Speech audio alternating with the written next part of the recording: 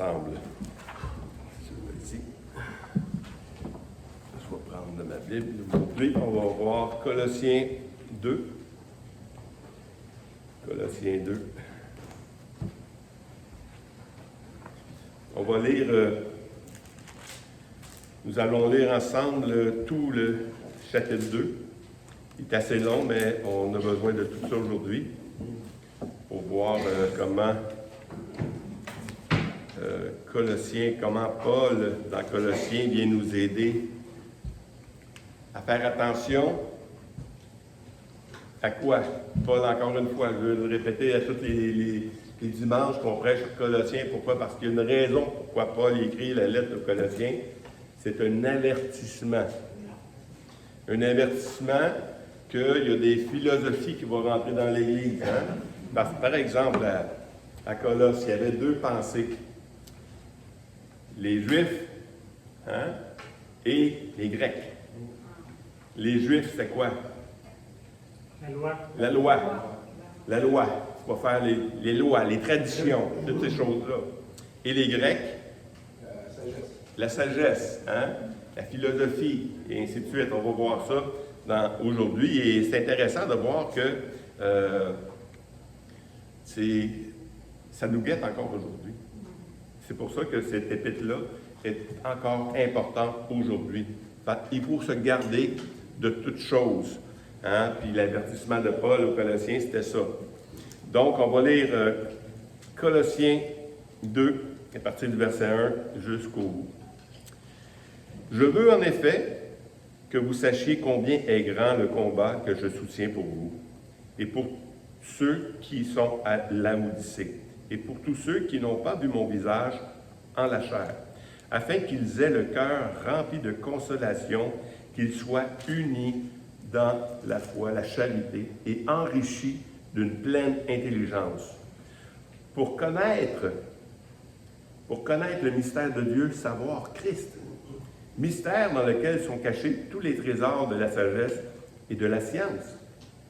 Je dis cela afin que personne ne vous trouble par des discours séduisants. Car si je suis absent de corps, je suis avec vous en esprit, voyant avec joie le bon ordre qui règne parmi vous et la fermeté de votre foi en Christ. Ainsi donc, comme vous avez reçu le Seigneur Jésus-Christ, marchez en lui, étant enracinés et fondés en lui et affermis par la foi d'après les instructions qui vous ont été données et abondez en action de grâce. Prenez garde que personne fasse de vous sa proie par la philosophie, par une vaine tromperie, s'appuyant sur des traditions des hommes, sur les rudiments du monde et non sur Christ.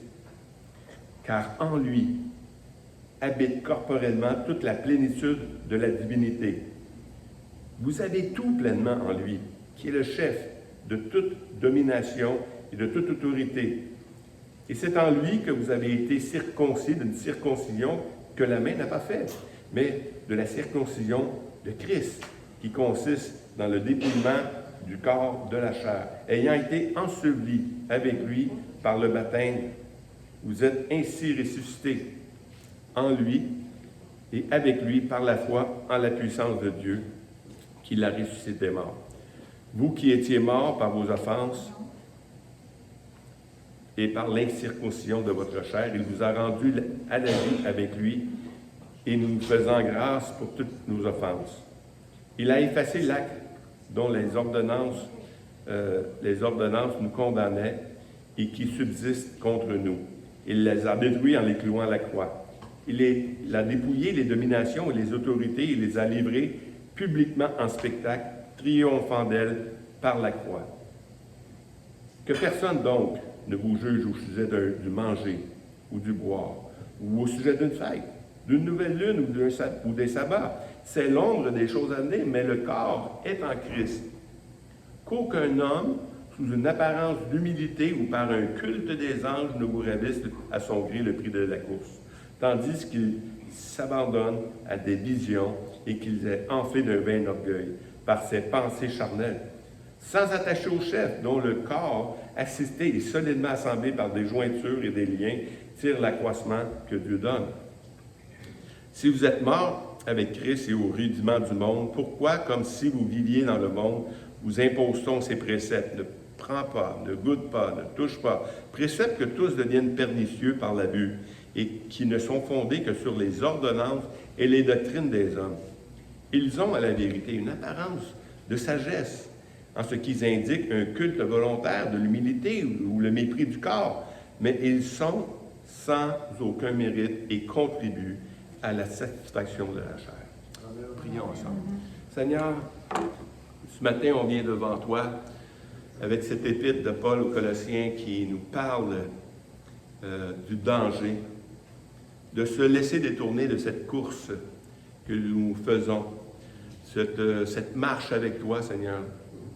On veut l'accomplir en toi et en toi seul. Mais le monde, la philosophie et même la loi et même le légalisme dans nos vies fait en sorte qu'on veut se mettre des barrières inutiles. On veut se donner des fardeaux que même nos pères n'ont pas pu porter, Seigneur. Et on veut rejeter tout ce qui ne vient pas de toi. Mais tout ce qui est de toi, Seigneur Dieu, on veut le garder. Alors, bénis ta parole, bénis l'enseignement aujourd'hui, Seigneur Dieu, viens m'aider à bien communiquer ce message, afin qu'ensemble, nous puissions aller de l'avant, dans le nom de Christ. Amen. Amen. Donc, beaucoup de... c'est un long chapitre, mais on va le passer quand même assez vite, parce qu'il parle assez bien de lui-même. Mais on va commencer par le chapitre, le verset numéro 1, et jusqu'à savoir Christ. « Je veux en effet que vous sachiez combien est grand le combat que je soutiens pour vous, et pour ceux qui sont à Laodicée, et pour ceux qui n'ont pas vu mon visage en la chair, afin qu'ils aient le cœur rempli de consolation, qu'ils soient unis dans la charité et enrichis d'une pleine intelligence pour connaître le mystère de Dieu, savoir Christ. » Savoir Christ. Au début de la lettre aux Colossiens, Paul félicite l'Église de Colosse. Pourquoi? Parce qu'il voit leur amour pour tous les saints. Hein? Et puis, il les félicite. C'est vraiment beau ce que vous faites, c'est super, c'est ça qui va vous laisser, qui va vous garder de tomber. C'est ça qui va vous faire grandir dans la foi. C'est ça qui va vous aider à bien bâtir votre vie chrétienne et l'Église qui est le corps de Christ. Et puis, ici, il dit que vous soyez unis dans la charité et enrichis d'une pleine intelligence pour connaître le mystère de Dieu. Parce que si tu veux juste faire des études bibliques, par exemple, tu veux juste connaître des choses sur Dieu, ça ne te donne pas une connaissance, ça. Ça ne te fait pas grandir dans la foi, ça. Mais la charité que Dieu nous demande d'avoir les uns pour les autres, ça fait quelque chose de puissant. Sans l'amour, ça devient des choses intellectuelles. Ça devient une connaissance que cérébrale. Donc, on ne peut pas aller là. On veut connaître Dieu, puis d'une manière certaine, d'une manière vraie. Puis lui, comme il nous a aimés, on doit s'aimer les uns les autres. C'est pas facile, hein? Comment il nous a aimés? Il a donné sa vie pour nous autres. Mais on doit donner notre vie pour les autres. On doit se donner les uns pour les autres. Dans 2 Pierre 1, 5 à 8, il dit un peu la même chose. À cause de cela même, faites tous vos efforts pour joindre votre foi, les vertus. À la vertu, la science. À la science, la tempérance. À la tempérance, la patience. Et à la patience, la piété. Et à la piété, l'amour fraternel. À l'amour fraternel, la charité. Car si ces choses sont en vous, ils y sont avec abondance. Elles ne vous laisseront point oisives et stériles pour la connaissance de notre Seigneur Jésus-Christ. Bon, il y avait quelque chose qui nous dérangeait là. Je vais juste refaire ce qui est important là-dedans, c'est que la piété, l'amour fraternel, et l'amour fraternel, la charité, car si ces choses sont en vous, ils sont avec abondance, qu'est-ce que ça va faire? Elles ne vous laisseront point oisives ni stériles pour la connaissance de notre Seigneur Jésus-Christ. Si on pratique ce ce que Christ nous a demandé de faire en tant que chrétien, en tant qu'Église, bien, ça va faire quelque chose en nous. Ça ne nous laissera pas stériles. Mais si on veut juste vivre l'Évangile dans le sens que connaître les choses sur Dieu, bien, à un moment donné, ça ne marche pas. Donc, c'est l'amour qu'on a pour les autres qui va faire en sorte qu'on va grandir. Puis ça, c'est important dans l'Épître de Colossiens. L'amour de Christ va nous transformer. C'est quoi la référence? La référence, c'est 2 Pierre 1, 5 à 8. Tu l'as pas? OK. Moi, j'ai 2 Continue donc. Continue. Ouais. Après ça, j'ai 2 B. Continue. Continue. Continue. Continue. Celle-là, on l'a fait, celle-là. On est rendu là. On est rendu là. Non, on ne commencera pas. On commencera pas. Vous l'avez entendu. Puis, on est supposé d'avoir nos Bibles, même si. Parce que des fois, ça ne peut pas marcher. Ça peut que ça ne marche pas, là. Fait qu'on est supposé d'avoir nos Bibles pour le suivre. Donc, là, on est rendu à Colossiens 2, 3, le prochain. Le prochain. Hein? Oui. Faire connaître quoi? Le mystère dans lequel sont cachés tous les trésors et la sagesse de la science et de la science. Donc, si les gens veulent nous emmener une sagesse, hein, nous, on est sages, on va vous montrer comment, bien, cette sagesse-là n'est pas de ce monde. Elle est de Dieu. L'intelligence qu'on a n'est pas de ce monde. Elle est de Dieu.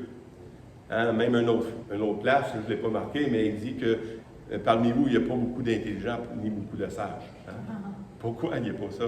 Parce que Dieu il est venu sauver les perdus, ce qui est faible, pour confondre les sages. C'est le même que Dieu fonctionne, c'est correct. Il dit pas de pas intelligent, il dit de noble ou de sage. Parce que les sages, c'est ceux qui enseignaient tout le monde. Oui, mais il y a une sagesse de Dieu qu'on doit acquérir. C'est cette sagesse-là, par exemple, Salomon. Hein, il écrit beaucoup sur la sagesse, mais c'est une sagesse basée sur Dieu. Oui. Puis on va en parler tantôt. 1 Corinthiens 1, 23, 24. Car nous prêchons Christ crucifié, scandale pour les Juifs et folie pour les païens. En passant, les païens, c'était les Grecs. Mais puissance de Dieu et sagesse de Dieu pour ceux qui sont appelés tant Juifs que Grecs. Donc, les Juifs et les Grecs, ils veulent... les Juifs voulaient montrer qu'eux autres, par leur attitude, par l'obéissance de la loi, qui étaient religieux. Les Grecs, eux autres, c'était la sagesse. Comment que c'est important de savoir comment se comporter, l'intelligence, les recherches, tout ça. Comment c'est important.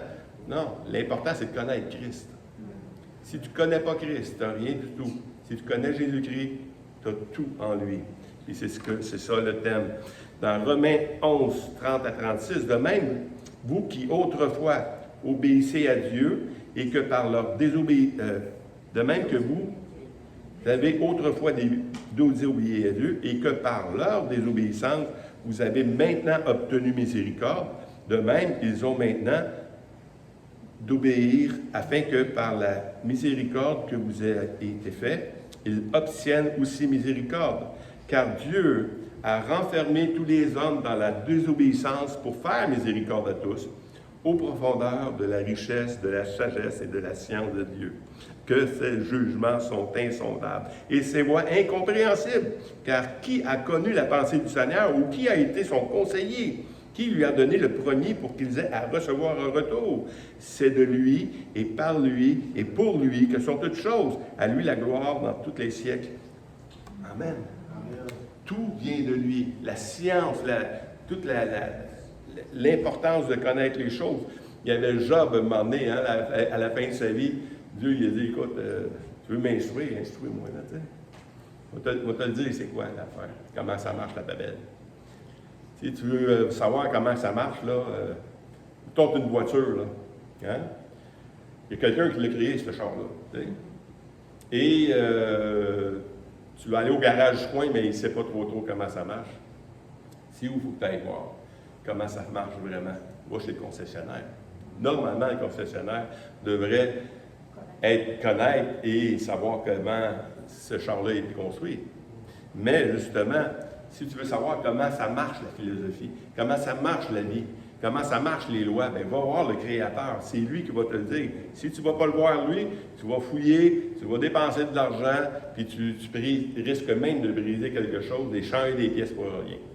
Donc, il faut faire attention à ces choses-là. Mais avec Dieu, c'est la même chose. Colossiens 2, 4 à 7, on est bien ensemble? Oui. Je dis cela afin que personne ne vous trompe par des discours séduisants. Des discours séduisants. Parce qu'on entend beaucoup de discours séduisants. Comment vous êtes bon. Comment vous êtes beau.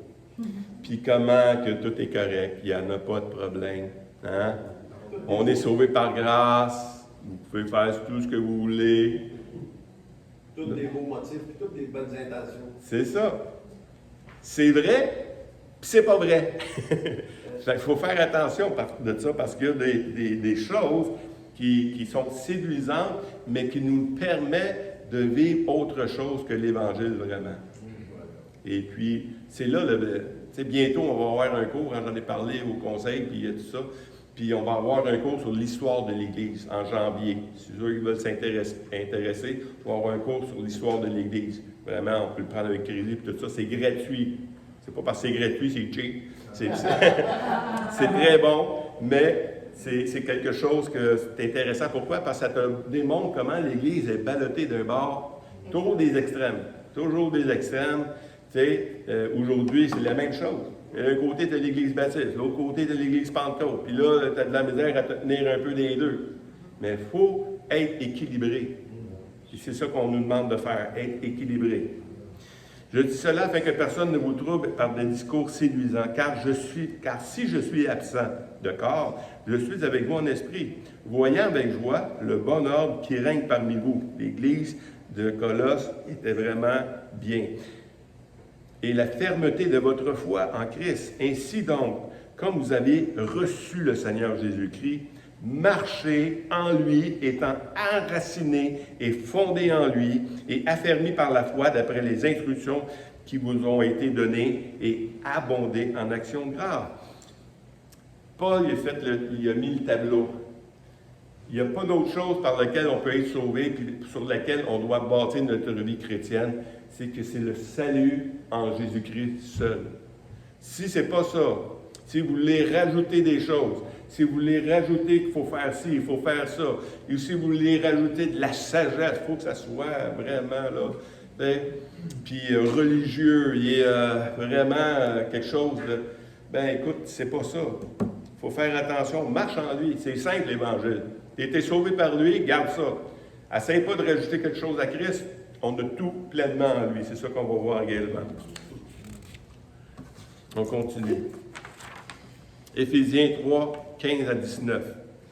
Lequel tire son nom, toute famille dans les cieux et sur la terre, afin qu'il vous donne, selon la richesse de sa gloire, d'être puissamment fortifié par son esprit dans l'homme intérieur, en sorte que Christ habite dans vos cœurs par la foi, afin qu'étant enracinés et fondés dans l'amour, vous puissiez comprendre avec tous les saints quelle est la largeur, la longueur, la profondeur et la hauteur, et connaître l'amour de Christ qui surpasse toute connaissance, en sorte que vous soyez remplis jusqu'à la plénitude de Dieu. Plus plein que ça, tu meurs. La plénitude de Dieu. Tu ne peux pas avoir plus qu'en lui. Dieu va tout te donner et c'est en lui qu'on a cette chose-là. Et puis la connaissance qu'on a quand on commence à s'aimer les uns les autres, on commence à connaître quoi? La longueur, la profondeur, la hauteur, la largeur, toutes ces choses-là. Parce que si tu connais Christ juste, j'ai été sauvé, c'est fini. Ben, oui. Ensuite, sauvé. Oui, mais après, tu été sauvé de quoi? Comment? Pourquoi? Le pourquoi est important. Par lui, pour lui, hein? En lui. Donc, c'est toutes ces choses-là ça doit ressortir dans nos vies. On était sauvés pour vivre une relation avec lui. Ce n'est pas une religion. Si vous pensez que vous avez rentré d'une religion, ce n'est pas une religion. Jésus-Christ, c'est une relation. Puis si vous n'êtes pas en relation avec lui, vous avez bien beau dire que vous êtes sauvé, mais vous ne vivez rien avec lui. C'est comme si je te dis, moi, je suis un croyant non pratiquant. Oh! Un croyant non pratiquant. Ah oui, il y en a. Je suis marié, mais je ne vois pas ma femme. Je ne suis pas en relation avec elle. Mais je suis marié. Je n'ai pas des relations fortes. Je n'ai pas des bébés bien forts, ça. Bien, être en relation avec Christ, c'est que tu as été sauvé, oui, mais tu as été sauvé pour bâtir quelque chose. Et pour des raisons précises. Puis ces raisons-là, Paul nous met en garde. Et puis une de ces choses-là qui vient, on va voir 4. 1, 2, 3. 1, 2, 3. 2, 3, 4. 4 choses. 1, 2, 3, 4. 4 choses que Paul nous met en garde. On va voir ça. La première chose que Paul nous met en garde dans Colossiens 2, 8 à 10, c'est la philosophie. C'est quoi la philosophie? Philosophie vient de deux, c'est en 2 mots. Philo. Philo, c'est quoi? Philadelphia. Hein? C'est l'amour. L'amour. Et Sophia, c'est la sagesse, la science, la connaissance. C'est l'amour de la science. C'est beau ça. Wow! On aime ça, l'amour de la science. Mais l'amour de la science, la seule philosophie sans Dieu, ça ne vaut rien. 0 puis une barre. Mais avec Dieu, ça prend tout son sens. Il y a une bonne philosophie. Salomon, il en parle. Il en parle. Salomon, il parle de philosophie, puis il dit que la philosophie, c'est Dieu. Si tu ne connais pas Dieu, tout ça, c'est de la vanité, c'est rien pantoute, ça ne donne rien. Mais de la sagesse avec Dieu, ça change tout. Et puis, c'est pour ça que là, il s'attaque premièrement aux Grecs, hein, parce que la philosophie, ça vient surtout pour eux. Prenez garde que personne ne fasse de vous sa proie par la philosophie et par une vaine tromperie, s'appuyant sur des traditions des hommes. Les traditions des hommes, c'est qui? C'est les Juifs. Hein? Sur des rudiments du monde, le monde, philosophie également, et non sur Christ, car en lui habite corporellement toute la plénitude de la divinité. Vous avez tout pleinement en lui, qui est le chef de toute domination et de toute autorité. Arrêtez de chercher en dehors de lui, vous ne trouverez pas. La philosophie va dire, qui suis-je? Où vais-je? Hein? Bien, si tu es sauvé, tu sais maintenant qui tu es. Tu es un enfant de Dieu né de nouveau. Où vais-je? On s'en va tous à la même place, les chrétiens. On le sait. Pourquoi? Parce qu'il a payé le billet. Hein? J'ai mon passeport.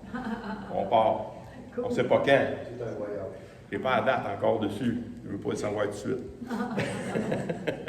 Mais, voyez-vous, la philosophie vient faire des choses qui nous détournent de la plénitude de Dieu. Parce qu'on a tout pleinement en lui, puis on va essayer de voir comment on est sage, tout ça. 1 Corinthiens 3, 18 à 19, que nul ne s'abuse lui-même. Si quelqu'un parmi vous pense être sage selon le siècle, qu'il devienne fou, afin de devenir sage, car la sagesse de ce monde est une folie devant Dieu. Ainsi est-il écrit, il prend les sages dans leur ruse. C'est pour ça qu'il dit qu'il a pris les faibles du monde pour confondre les sages. Il dit, ah, c'est pas le fun, ça, il nous a pris parce qu'on est faible. Ah oui. C'est parce que tout le monde est faible, sauf que tout le monde ne le sait pas. Même les sages pensent qu'ils sont sages, mais dans le fond d'eux, ils savent très bien que c'est juste des belles paroles. Si tu n'as pas connu Christ, tu n'es pas sage. 1 Corinthiens 1, 19 à 25. Ainsi est-il écrit, je détruirai la sagesse des sages, comme on dit, et j'anéantirai l'intelligence des intelligents.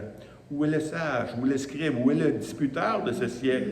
Dieu n'a-t-il pas convaincu de folie la sagesse du monde? Car puisque le monde, avec sa sagesse, n'a point connu Dieu dans la sagesse de Dieu, il a plu à Dieu de sauver le croyant par la folie des prédications. Les Juifs demandent des miracles et les Grecs cherchent la sagesse. Nous prêchons Christ, crucifié. Scandale pour les Juifs et folie pour les païens, mais puissance de Dieu et sagesse de Dieu pour ceux qui sont appelés tant Juifs que Grecs. Car la folie de Dieu est plus grande que les hommes et la faiblesse de Dieu est plus forte que les hommes. Donc, on voit vraiment que la sagesse, il y a une sagesse qui veut s'installer dans l'Église, qui veut qu'on soit des... Et bon, quand je suis allé à l'université en théologie, il y a un frère qui était Rémi Gagnon. Je ne sais pas si vous connaissez Rémi Gagnon. Rémi Gagnon, il est à l'église de Marieville, il y a des années. C'est la première église que je suis allé. Il dit, les gars, il dit, vous allez à l'université, faites attention à ce que votre langage ne change pas. Parce que les universitaires, là, il y a un langage que le monde ne comprenne pas. Il faut que les gens comprennent ce que vous êtes en train de dire. S'ils ne comprennent pas ça, c'est vous dérapez. Vous voulez passer pour des sages, hein, pour des grands. Et puis, à l'université où j'allais, il y avait beaucoup d'Haïtiens. Et puis, qui nous disaient tout simplement, « Ah, nous, on est les grands. » Non, écoute, pense pas ça, là. Non. Tu dérapes. Tu dérapes. La connaissance de l'Évangile devrait te donner un juste miroir de ta vie. Tu sais, si tu penses que parce que tu vas à l'université, tu es plus brillant qu'un autre, ou parce que tu as des cours en théologie, tu peux être un pasteur. C'est pas parce que tu as pris des cours en théologie que tu peux être un pasteur. C'est parce que Dieu t'appelle à être pasteur que tu es un pasteur. Tu prends des cours en théologie après parce que tu as un appel de pasteur. C'est complètement différent. C'est pas la sagesse qui te rend ce que Dieu veut que tu fasses. C'est que tu es ça. Tu es appelé à ça. Si Dieu m'appelle à être un musicien, bien, je vais me perfectionner, je vais prendre des cours, mais comprenez-vous, il ne faut pas virer les choses de bord comme ça. Ensuite, deuxième chose, c'est le légalisme. Ça, c'est plus d'actualité. Hein? Le légalisme dans l'Église. Oh, il ne faut pas faire ça, il faut faire ça, puis ainsi de suite. Puis souvent, ben, on est traité de légaliste quand on fait de la discipline dans l'Église. Supposons que quelqu'un ici veut vivre tout croche. Moi, je suis sauvé, je ne suis pas capable de vivre de cette situation-là. Puis, je ne mettrai pas de situation parce qu'il y a des gens qui pourraient se sentir visés. Mais, supposons que j'ai de la misère avec, je ne sais pas moi, la drogue, la boisson, ou les femmes, ou les hommes. Hein? Puis moi, ben écoute, j'ai ce problème-là. Fait que, écoute, on va vivre avec ça, puis tu sais, le Seigneur va m'aimer pareil. Puis... Oui, mais, les femmes ici, les plus âgées, devraient être des modèles pour les femmes les plus jeunes. Si les femmes âgées commencent à vivre des choses bizarres et qui est contre la parole de Dieu, puis ils viennent dans l'Église puis ils font des choses, écoutez, c'est pas un modèle pour les jeunes femmes. Ou si les hommes vivent des choses qui sont malsains, hein? Je sais pas, moi, ça se dit encore. Y a encore des clubs de danseurs? Moi, je ne sais même plus. Mais il doit en avoir encore. Mais, en tout cas, il y a la pornographie, tu sais, puis tout ça. Mais si on voit ces hommes-là vivre de tout ça, ça donne quoi comme image à l'autre génération? C'est ça. Lorsque quelqu'un se dit croyant et s'expose constamment dans le désordre, ça ne va pas. Ça ne va pas, c'est pas cohérent. Tu me dis que tu es sauvé par Jésus-Christ, bien, ta vie devrait refléter autre chose. Je ne dis pas ici qu'on ne peut pas tomber, ça se peut qu'on tombe. Tu sais, ça se peut. Vous faites une prédiction, vous allez tomber à quelque part. OK? Je ne veux pas vous faire peur, là, mais il n'y a personne ici de parfait, mais on va tous tomber à un moment donné. Le problème, c'est que si ça ne te dérange pas de tomber, ça, c'est un problème. Si tu n'es pas affecté, c'est un problème. Le légalisme. Deuxième point. Colossiens 2, 16 à 17. Que personne ne vous juge au sujet du manger ou du boire, ou au sujet d'une fête, ou d'une nouvelle lune, ou d'un sabbat. C'était l'ombre des choses à venir, mais le corps est en Christ. Ça veut dire quoi, ça? C'est que il y a plein de choses que les religions nous enseignent. On a tous un héritage religieux ici. Que ce soit un héritage catholique, que ce soit un héritage baptiste, que ce soit un héritage religieux de quel que ce soit, bien nous, on a vécu des choses, puis juste au fur des années, les choses changent. Hein? Là, 65 ans, là, aller au cinéma, là, tu ne voyais pas un chrétien au cinéma. C'était impur. Ou tu n'écoutais pas telle sorte de musique. Puis là, si tu te faisais pogner à faire ça, écoute, tu étais quasiment condamné. On te mettait sous discipline de l'Église. OK? Parce que tu allais danser d'un club, ou tu allais danser. Tu sais, mais les temps changent. Puis aujourd'hui, bien, c'est plus ça. On sait très bien que la vie chrétienne se vit en Christ. Est-ce que tout est permis? Tout n'est pas utile. Est-ce que tout est permis? Ben oui. Tout le monde, là, on est séparés. Est-ce que tout est permis? Levez la main. Oui? Tout n'est pas permis. La parole de Dieu nous dit que tout est permis, mais tout n'est pas utile. Hein? Tout est permis. Ah, comment ça, tout est permis? La loi, mais non. Mais tout n'est pas utile. Ta vie, là, maintenant, là, tu dois la vivre en Christ. Dans l'idée de suivre Jésus-Christ. Oui, tout est permis, c'est vrai. Mais le péché n'est pas permis. Il ne parle pas du péché.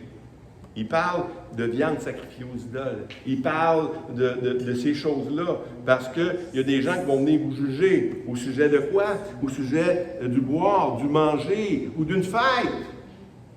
Il y a des gens qui vont venir vous juger au niveau d'une fête. Parce que vous autres, vous fêtez ça. Par exemple, l'Halloween. Qui fête l'Halloween ici? Il n'y a personne pour oser ça. Ça en fait dans ma femme. Ça en fait dans ta femme, tu fêtes ta femme. Moi, à l'Halloween, je fête. Je ne fête pas l'Halloween. Je fête la réforme. Le 31 octobre, c'est Martin Luther qui a mis les thèses. Mais, pourquoi on se juge? Pourquoi qu'on juge ces choses-là? Moi, ça me dérange, je ne le ferai pas. Que chacun agisse selon la conviction. Si ce n'est pas une conviction, c'est un péché. Si tu t'y dis un peu. Mais si tu t'y dis trop, si tu es trop en train de dire « Ouais, mais là, oui, mais c'est ça pour du monde. » Oui, c'est vrai que c'est ça pour du monde. Mais pour d'autres mondes, c'est pas ça. Noël, c'est la même chose. Si tu te dis un peu, tu dis « Ah, c'est une fête païenne. » Il n'y a pas un chrétien ici qui pense que Jésus est né le 25 décembre. Là. Entre autres, dans l'Église, quand tu parlais du légalisme, Sylvain, c'est, selon moi, une de ces définitions-là, c'est que lorsque Dieu t'instruit d'une chose, il te permet, et tu te positionnes, quand tu es légaliste, ce que tu veux faire, c'est que, moi j'ai compris ça comme ça, tout le monde c'est ça. Ben, c'est ça le légalisme. C'est ça le légalisme. Moi, si je n'ai pas la conviction, mettons que Noël. Bon, OK, Noël, c'est une fête païenne. OK, mais garde ça pour toi. Si les autres, c'est pour eux autres, c'est pas une fête païenne, bien, que les autres, ils puissent le faire. Mais de commencer à juger, parce que moi, j'ai étudié, puis j'ai vu que Noël, Noël, hein? Puis là, ben, je commence à juger les autres. Non, écoute, Noël, c'est un mot en anglais, premièrement, c'est pas... Oui. J'ai un exemple là-dessus, parce que moi, je suis à la garderie, OK? Fait que j'ai des parents qui vivent dans le monde. Puis je leur dis que moi, l'Halloween, depuis des années, je ne souligne pas ça. Non. Donc, je ne le soulignerai pas à la garderie. Mais j'ai dit, pour vous autres, si vous n'avez pas, puis je leur dis que j'aime pas cette fête-là. Puis j'ai dit, la preuve que pour moi, c'est pas une bonne fête, regardez sur les terrains des gens. On ne voit pas des clowns, puis des beaux bonhommes, puis des beaux châteaux comme à Noël. Non, on voit des enfants avec un couteau dans la tête, on voit toutes sortes de décors morbides. Puis moi, ce qui m'a affectée, c'est quand je passais justement à l'Halloween avec mes petits proutes, ils disaient « Je ne veux pas y aller là, je ne veux pas y aller, maman. » Ouais. Là, je me disais « Donc, pourquoi je me force à faire ça s'ils ne veulent pas y aller? » Puis j'ai aussi eu un cours qui m'a convaincue. Mais je dis aux parents, passez-là avec vos enfants si c'est pour vous, c'est correct. Je ne vous juge pas, puis je ne vous condamne pas. Et ça va super bien. C'est ça. Le but de l'exercice aujourd'hui, c'est pas de dire qu'est-ce qui est bien, ce qui n'est pas bien. OK? C'est de dire ce que je pense. Là. Ben, c'est moi qui le pense. La liberté est en Christ. Il y a une liberté qui est en Christ. Exactement. Ça, c'est le contraire du légalisme. Le légalisme, c'est que je veux tout. Moi, j'ai découvert quelque chose, je veux que tout le monde fasse ça. Puis moi, là, par exemple, là, il y a tellement d'exemples. Par exemple, la cigarette. OK? La cigarette, moi, là, j'ai tellement souffert à arrêter de fumer qu'il n'y a pas un chrétien ici qui va fumer. Ou j'ai tellement travaillé à arrêter ça que les autres, ils doivent arrêter. On n'arrête pas pour ça. Les raisons pourquoi on arrête de fumer sont spirituelles. Sont que Dieu nous a libérés de toutes choses. Puis les autres, c'est juste qu'ils n'ont pas encore rendu là, c'est tout. On n'a pas à les juger. On n'a pas à être légalisme. C'est ça. On n'est pas en train de faire tous des petits soldats de plomb, là, tout pareil, tout habillé pareil, tous les cheveux de la même. Tu sais, là, moi, il faudrait tout se couper les cheveux par Daniel, ça ne poussera plus.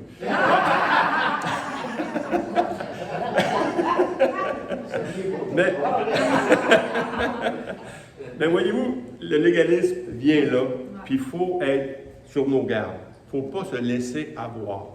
Et dans Romains 14, 2 à 6, tel croit pouvoir manger de tout, tel autre, qui est faible, ne mange que des légumes. De ce temps-ci, je suis faible, je mange quasiment rien que des légumes.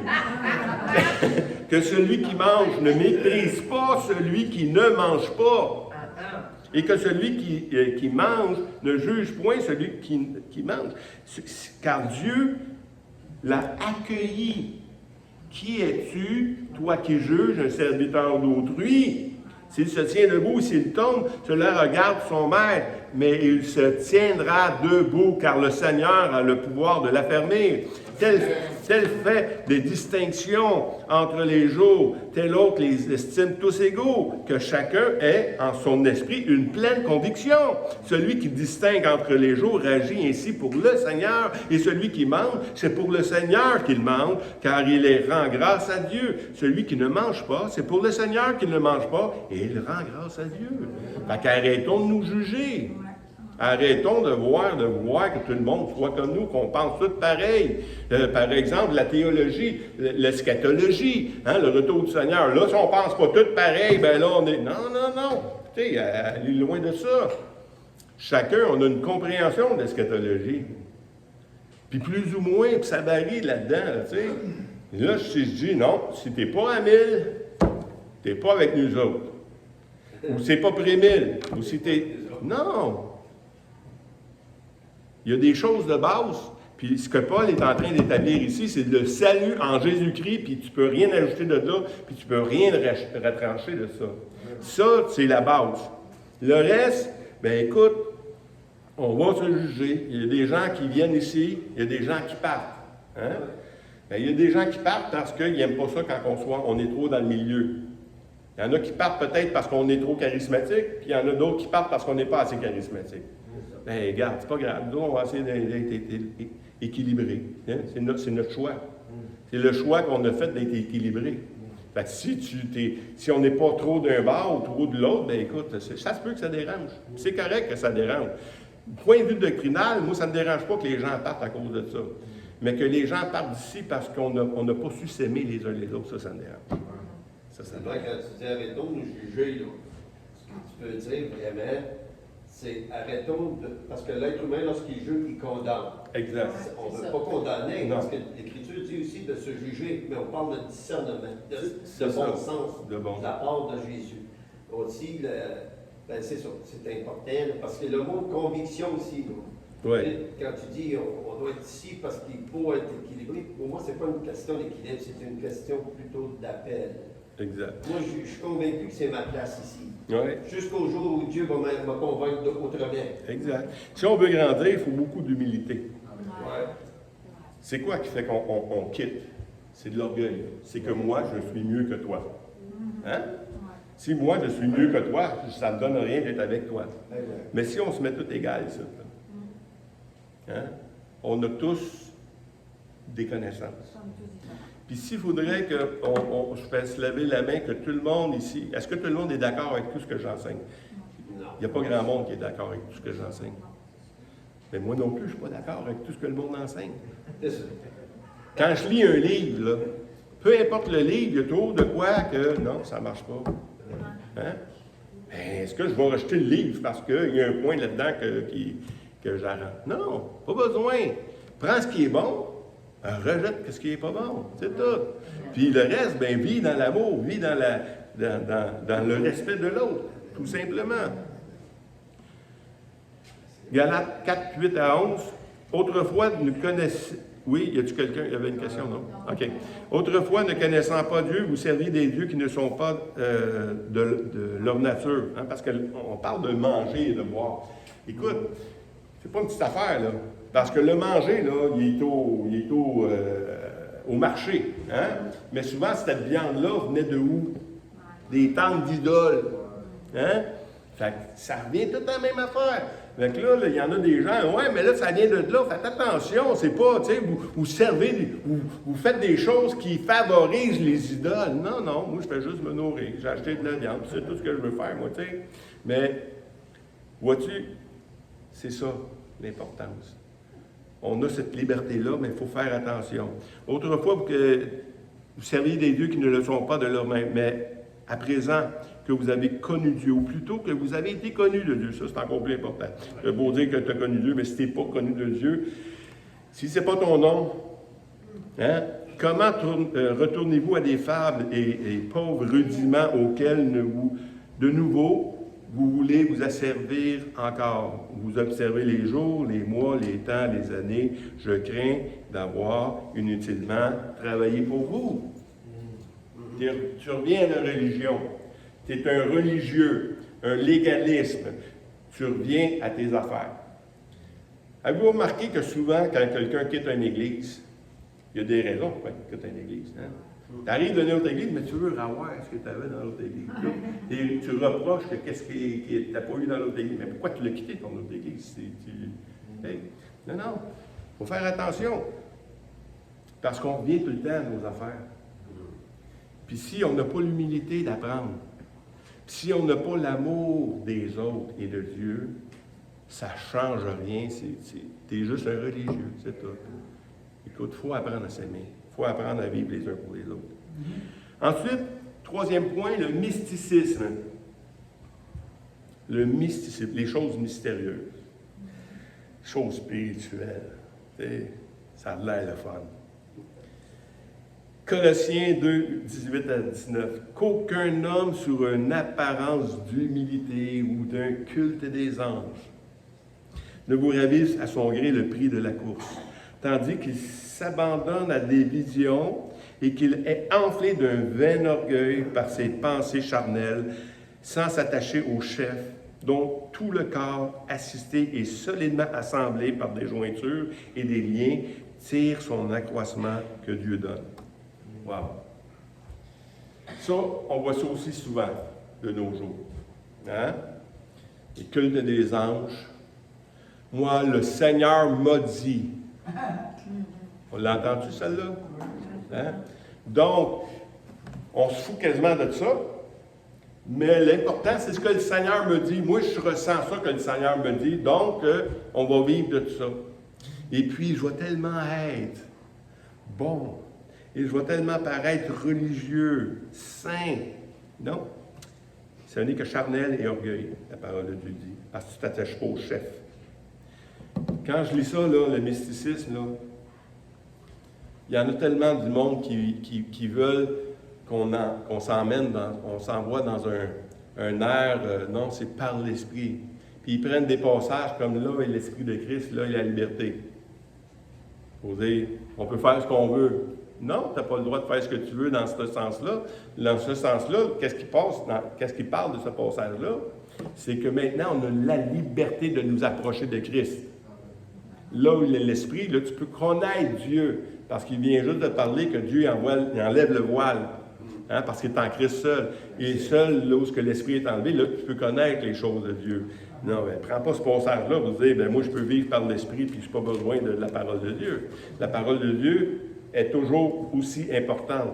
L'Église catholique, encore une fois, je ne veux pas taper là-dessus tout le temps, mais l'Église catholique sont là, puis ils disent que ça passe en deuxième. Pourquoi? Parce que ce que nous, quand on se réunit ensemble et ce qu'on croit ensemble est plus important que ce qui est écrit là-dedans, est plus vrai. Ben voyons. C'est pour ça qu'il y a eu une réforme. C'est pour ça qu'il y a des réformes constamment. Il y a eu une grande réforme, mais il y a eu des réformes qui reviennent constamment. Pourquoi? Parce que la réforme vient nous revenir aux Écritures. Et puis, ce qu'on pense, c'est pas ça la parole de Dieu. Je le dis, puis je le redis souvent, on a une profession de foi ici, la 1689. Si quelqu'un veut savoir ce qu'on vit ici, allez voir la 1689, hein, la profession de foi. C'est sur le net, c'est sur partout. Vous pouvez lire ça, c'est ce qu'on croit ici. Mais cette profession de foi-là, ce n'est pas la parole de Dieu. Et qu'on peut se tromper. Nous, on l'a adopté parce que c'est ce qui est le plus proche de ce qu'on croit. C'est pour ça qu'on l'a adopté.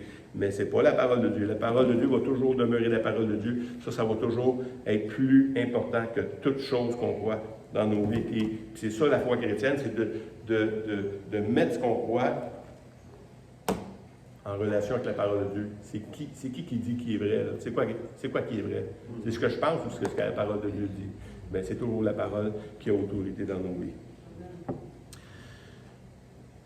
Galates 1, 6 à 8. Je m'étonne que vous vous détourniez si promptement de celui qui vous a appelé par la grâce de Christ pour passer à un autre évangile. Non pas qu'il y ait un autre évangile, mais qu'il y a des gens qui vous troublent et qui veulent renverser l'évangile de Christ. Mais quand nous-mêmes, quand un ange du ciel annoncerait un autre évangile que celui que nous avons prêché, qu'il soit anathème. Amen. Amen. Pourtant, un ange, là. Hein? On a étudié Jean, là, dernièrement, là. Puis, quand un ange parle, c'est mieux d'écouter. Hein? Mais Paul dit ici, quand même, un ange vient de prêcher autre chose que qu'on a prêché, là, le salut en Jésus-Christ seul, là, qu'il soit anathème. Dernier point, il y a d'autres choses aussi, hein, le culte à Marie, par exemple, ou des sentiments. Ça, les sentiments. Moi, je sens que... Dis-toi toujours que tes sentiments, ce que tu sens, ça ment. Sentiments. OK? Ça peut mentir, tes sentiments. Tu peux penser que tu es dans la bonne chose, mais tu peux être complètement dans l'erreur. Fait qu'il faut faire attention à ça. Ce n'est pas par les sentiments. Le dernier point, et on va terminer avec ça, c'est l'ascétisme. L'ascétisme, c'est quoi? L'ascétisme est une discipline volontaire du corps et de l'esprit cherchant à tendre vers une perfection. Ça rentre dans les livres aussi. Moi, je veux être un bon gars. Puis je vais tout faire pour être un bon gars. L'ascétisme, c'est que tu vas tout faire pour plaire aux autres. C'est que tu t'aimes tellement, puis tu penses tellement que tout ce qui va arriver, c'est parce que tu as atteint une perfection. Hein? Et ça, c'est dangereux aussi. Parce que tu penses que par tes performances, tu vas atteindre quelque chose. Supposons, tu sais, je fais de l'évangélisation à tous les semaines. Puis cette semaine, il y a été une semaine assez particulière. Une journée encore, j'ai rencontré 5 personnes qui voulaient se donner, qui voulaient se suicider. Okay? Et puis, c'est vraiment quelque chose qui est dérangeant quand tu vas faire de l'évangélisation, tout ça. Mais en même temps, tu t'aperçois que ce que tu es en train de faire, c'est pas pour rien. Hein? Et puis, des fois, j'ai l'impression, tu sais, que je m'enfarge souvent dans mes mots, puis tout ça. Tu sais, je dis, faut que j'apprenne à être, tu sais, me perfectionner, parce que si je me perfectionne, ça va mieux marcher. Hey, bonhomme, qui que t'es? S'il y a de quoi qui marche, c'est à cause de lui. S'il y a des cœurs touchés, c'est parce que le Saint-Esprit est venu toucher les cœurs. C'est pas parce que tu étais un bon gars, puis tu savais comment parler, puis tu sais, tu étais... Non. C'est dangereux, ça. C'est dangereux même de voir des gens qui, parce qu'ils savent bien prêcher, on va y mettre ça. Mais si tu vis rien avec le Seigneur, qu'est-ce que ça te donne de te mettre là?